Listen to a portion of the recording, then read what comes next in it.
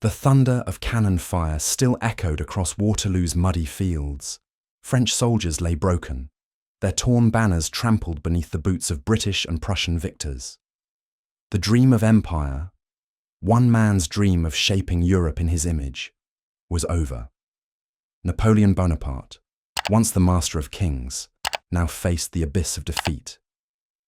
For years, he had defied fate. He had crowned himself emperor in Notre Dame, humbled the Austrians at Austerlitz, crushed Prussians at Jena, and marched through Moscow's ashes. But ambition had a price. In Russia, he met ice and fire. In Spain, he faced the slow bleed of guerrilla war. In Leipzig, the nations rose united against him, and at Waterloo, it ended. As he returned to Paris, despair gripped even his most loyal men. The Chamber of Deputies turned against him. The people, war-weary and starved, looked elsewhere for salvation. He abdicated for the second time, not in triumph, but in exhaustion. With no army left, no allies to shield him, and no path forward, Napoleon made a desperate choice. He surrendered to the British.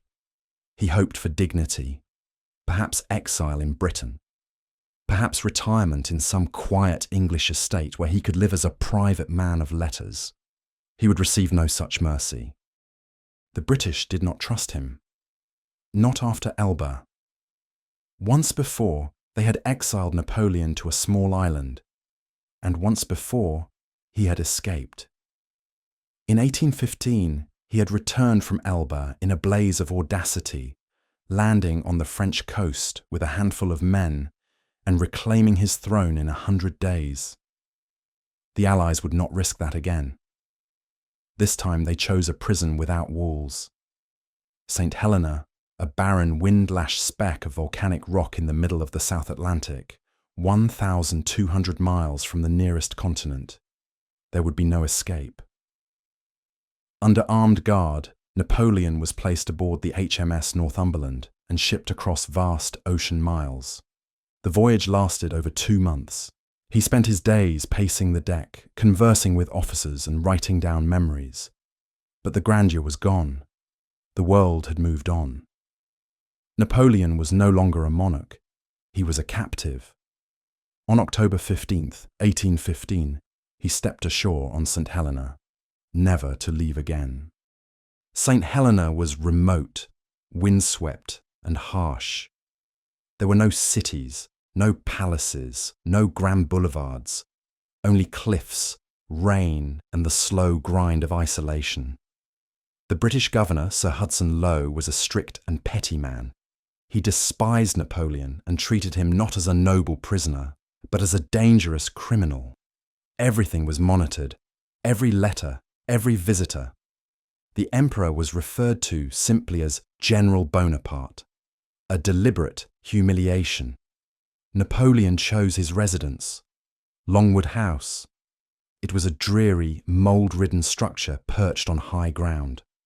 The rooms were damp, the ceilings leaked, the wind screamed through the shutters at night. He furnished it as best he could. He tried to recreate the court, a miniature version of what once was. His faithful generals followed him into exile. Bertrand, Montholon, Gourgaud, Las Cases. They called him sire, maintained courtly etiquette, and dined with ceremony. But it was all a facade. The empire was gone. Each morning he rose late, dictated his memoirs, read voraciously, and took long walks. Sometimes he gardened. Sometimes he stared out over the Atlantic, silent for hours. His health began to fade, slowly at first, then with frightening speed. As the years passed, the prison island took its toll. Napoleon's body began to betray him. He suffered from chronic stomach pain, vomiting, and fatigue. His once powerful frame grew gaunt. His skin paled. The island's humidity and mould made his ailments worse, and the poor diet didn't help.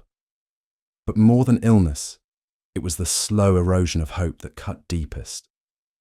"I die before my time, murdered by the English oligarchy and their assassin," he would later write. Still, he tried to cling to purpose. He dictated histories of his campaigns, especially Egypt and Italy. He spoke often of destiny, of Europe, of revolution. He imagined a future France that might one day remember him not as a tyrant, but as a visionary. His household, though loyal, was riven with tension. General Gourgaud grew jealous and departed. Las Cases was banished for smuggling letters. Only a few remained to witness the decline. And decline he did.